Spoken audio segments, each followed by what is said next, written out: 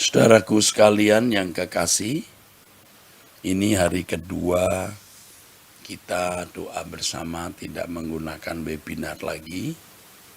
Jumlahnya berapa sekarang? 4.600, kok sedikit ya. Biasanya sampai hampir 5.000. Oke, saudara-saudara, kalau saudara dan saya suatu hari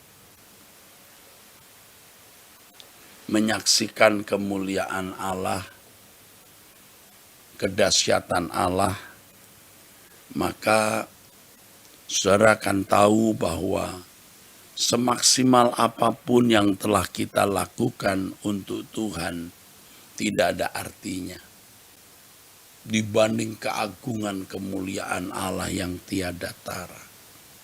Benar, tidak berlebihan, saudaraku. Apapun yang telah kita lakukan, semaksimal apapun, ya, bangun pagi berdoa, terus memberikan persembahan uang dalam jumlah besar, atau bahkan seluruh harta kita berikan. Itu jika dibanding dengan kebesaran Allah itu tidak ada artinya. Benar. Tetapi Tuhan yang baik mau menyambut dan menerima kita. Apapun dan bagaimanapun keadaan kita diterima, saudara. Ini bukan berarti karena Allah menerima apapun dan berapapun yang kita persembahkan lalu kita bisa suka-suka kita sendiri. Kita yang mestinya mempersoalkannya di hadapan Allah dan kita benar-benar bertanya kepada Bapa di surga. Apakah hidup kita ini, persembahan hidup kita, pelayanan pengabdian kita kepada Tuhan ini sudah pantas untuk Dia? Saya tiap hari bangun pagi, saudara, nanti besok, nanti khutbah, ya. Dan saya juga rela memberikan apapun yang saya miliki. Apa itu sudah pantas? Belum tentu. Mungkin ada bagian-bagian dalam hidup kita yang belum beres. Ada bagian-bagian kita yang belum kita persembahkan. Karenanya kita memperkarakan ini di hadapan Tuhan. Apa yang kurang lagi Tuhan untuk bisa menyenangkan hati Tuhan? Itulah cara penghormatan yang benar, ya.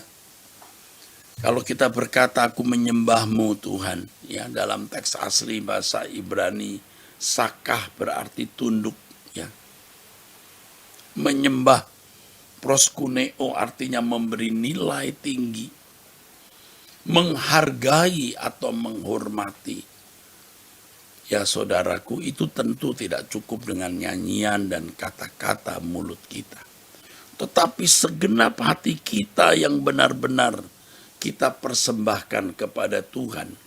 Dan kalau hati kita persembahkan kepada Tuhan, maka apapun rela kita lakukan bagi Tuhan.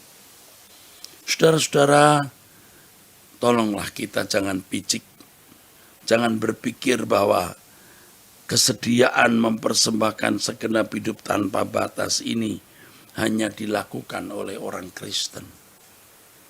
Banyak orang-orang non-Kristen di dalam keyakinan agama mereka rela memberikan segenap hidup mereka kepada Tuhan.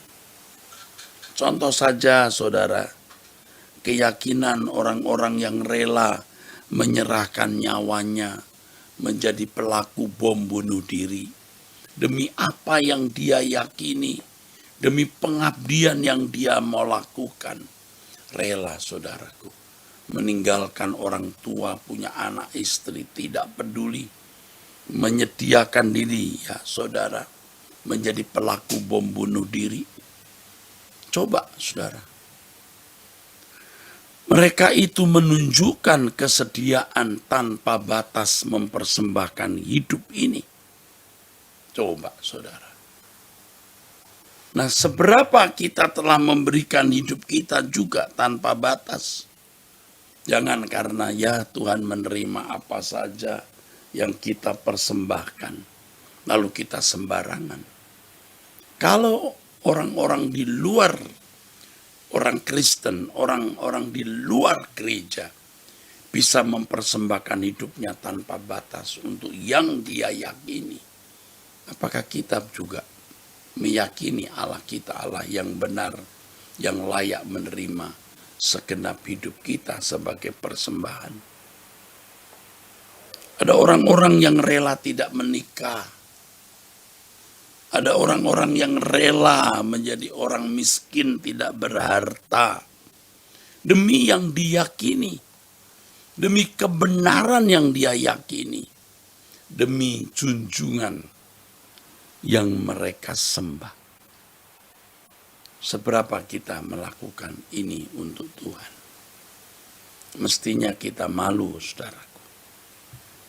Kalau saya pendeta dan hidup di tengah-tengah para pendeta, sejak muda saya tahu, saya mengenal orang lain, saya juga mengenal diri sendiri. Yang kadang-kadang pelayanan bukanlah pengabdian, tetapi menjadi profesi. Karena ada upah, kehidupan wajar, bisa menikah, punya fasilitas, bisa punya rumah, belum lagi kehormatan di dalam organisasi dianggap penting, yang dituakan, yang dianggap sebagai terhormat. Saudara, kita malu, saudaraku, jika membandingkan diri kita dengan mereka yang di luar, orang-orang Kristen yang rela tidak menikah, tidak berharta sama sekali, demi apa yang mereka yakini, demi junjungan mereka. Kalau kita memperhatikan, saudaraku, fakta ini, bukan mau mengorek-ngorek borok orang ya saudara, itu semua borok kita ya. Terjadinya pertikaian di dalam gereja lokal, pertikaian para pendeta di satu wilayah, bahkan keributan para pendeta di satu sinode. Orang mau menjadi terhormat dalam pemilihan ketua sinode, berkampanye mirip seperti para politisi yang berebut roti jabatan, roti kedudukan, saudaraku, yang di dalamnya ada harta, tahta, dan mungkin tata yang lain. Malu, saudaraku. Tetapi itulah faktanya yang terjadi di gereja. Kalau di abad-abad pertengahan, pertikaian antar pemimpin gereja sampai kucil mengucilkan, bunuh membunuh, ada yang dibakar hidup-hidup karena syahwat, kekuasaan, karena iri, karena kebencian yang didasarkan perbedaan doktrin. Ini semua tindakan-tindakan yang jauh dari standar kekristenan yang Yesus ajarkan. Itu perilaku kuasa kegelapan, perilaku anak-anak setan, saudara. Faktanya begitu. Kita ini tanpa kita sadari, kita bisa terbawa oleh suasana itu. Apalagi di dunia kita hari ini, saudara. Masa penampian di mana orang akan menjadi jahat-jahat sekali, tapi kalau suci-suci sekali. Kita harus memiliki positioning. Kita harus memiliki tempat dengan tekad. Kita mau all out habis-habisan untuk Tuhan atau tidak usah sama sekali. Saya mengatakan bukan karena sekedar saya ingin bicara. Saya mengalami. Saya sedang bergumul. Beberapa hari ini saya hampir selalu mengatakan, saudara yang mempercayai saya sebagai juru bicara Tuhan, sebagai pelayan Tuhan. Ayo kita bersama mendengar suara Tuhan ini dan mengamini ini adalah pesan dari Tuhan. Karena Tuhan Yesus sendiri berkata di Lukas 14 ayat 33, kalau kamu tidak melepaskan dirimu dari segala milikmu, kamu tak dapat jadi muridku. Artinya kamu tidak bisa kuubah, kamu tidak bisa menjadi milikku. Saudaraku sekalian, dan Alkitab banyak menunjukkan kepada kita, maksud saya perjanjian baru, bahwa kalau orang ikut Tuhan Yesus, dia harus melepaskan segala sesuatu. Di mana ada hartamu, di situ hatimu berada.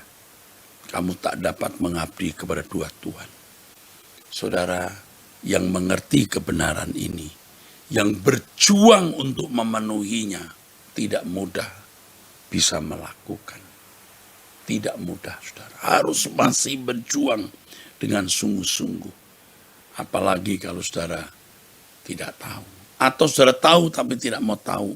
Saudara mengerti tapi tidak mau mengerti. Bahaya, saudara. Hidup kita singkat, saudara. Ya, hidup kita singkat. Saya bangun jam 2:30, saudara. Sampai sekarang belum tidur. Saya berlutut tadi pagi. Saya berdoa, aku minta Tuhan jadikan aku keharuman di hadapan-Mu. Jadikan aku anak kesukaan-Mu. Serius ini, saudara. Serius. Kalau nggak serius, saya nggak bangun pagi buta begitu. Berlutut, saudara. Tetapi itu tidak mudah ku alami. Tidak mudah ku capai. Tidak mudah ku peragakan. Tidak mudah ku kenakan. Begitu sulit. Apalagi kalau saudara tidak mau tahu. Masih tertarik dengan dunia, menyenangi hal-hal dunia. Saudara, biar kita dianggap tidak waras, tidak apa-apa. Saya berharap dunia akan segera berakhir kalau Tuhan berkenan. Dan kita akan melihat di pengadilan Tuhan, siapa orang benar dan siapa orang yang tidak benar. Tuhan memberkati saudara.